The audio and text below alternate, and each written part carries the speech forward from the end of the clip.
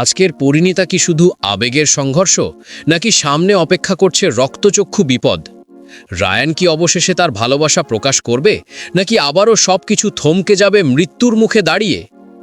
নমস্কার বন্ধুরা, আপনাদের স্বাগতম আজকের পরিণীতা সিরিয়ালের আগামী পর্বের সম্পূর্ণ বিশ্লেষণে, যেখানে আবেগ, ঈর্ষা আর বন্দুকের নলের মুখে দাঁড়িয়ে রয়েছে রায়ান ও পারুল।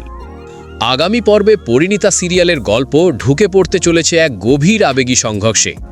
পিসিমণি ও অনিরুদ্ধের মধ্যে আবেগঘন কথোপকথনের পর অনিরুদ্ধ যখন পারুলের সঙ্গে কথা বলতে শুরু করে, ঠিক সেই মুহূর্তেই দৃশ্যে প্রবেশ করে রায়ান। রায়ানের চোখে এই দৃশ্য শুধুই একটি ভুল বোঝাবুঝি নয়, এটা তার নিজের আবেগ হারিয়ে ফেলার ভয়।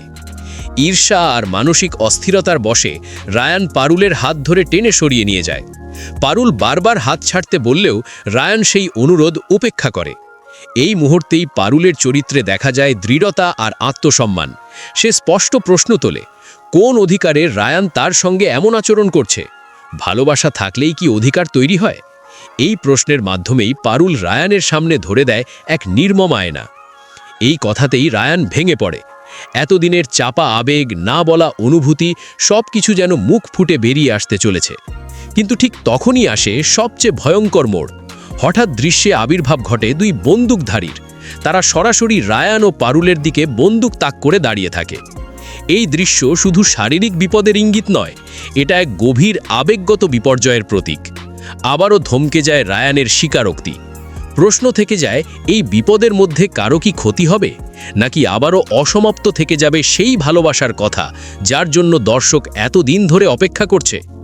এই পর্ব স্পষ্ট করে দেয়, পরিণীতা এখন আর শুধু সম্পর্কের গল্প নয়, এটা এখন আবেগ, ভুল বোঝাবুঝি, ঈর্ষা এবং অজানা ষড়যন্ত্রে মোড়া এক টানিটান নাটক।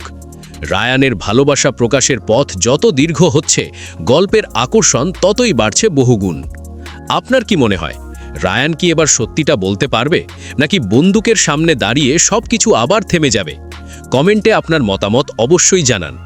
এই ধরনের পরিণীতা সিরিয়ালের এক্সক্লুসিভ আপডেট, বিশ্লেষণ আর প্রিভিউ পেতে চ্যানেলটি এখনই সাবস্ক্রাইব করুন এবং পাশের বেল আইকনটা প্রেস করতে ভুলবেন না।